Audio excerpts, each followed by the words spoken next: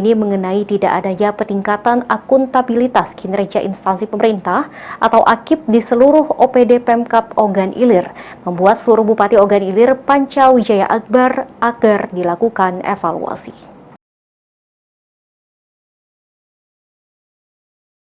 Dalam pertemuannya dengan seluruh OPD di lingkungan Pemkab Ogan Ilir, Bupati Panca Wijaya Akbar memberikan pengarahan kepada seluruh OPD untuk menindaklanjuti hasil evaluasi akuntabilitas kinerja instansi pemerintahan atau AKIP.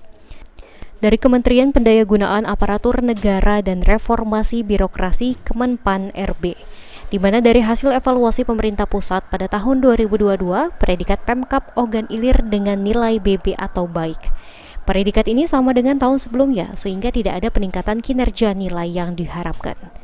Sehingga Bupati meminta untuk evaluasi tiap-tiap organisasi perangkat daerah agar pelaporan kinerjanya sesuai yang diharapkan pemerintah pusat, agar nilai dan poinnya itu dapat ditingkatkan.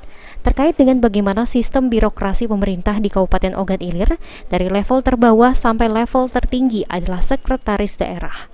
Sehingga Panca meminta jangan sampai birokrasi yang ada ini tidak berbanding lurus dengan kinerja. Ahmad Romawi, PAUL TV.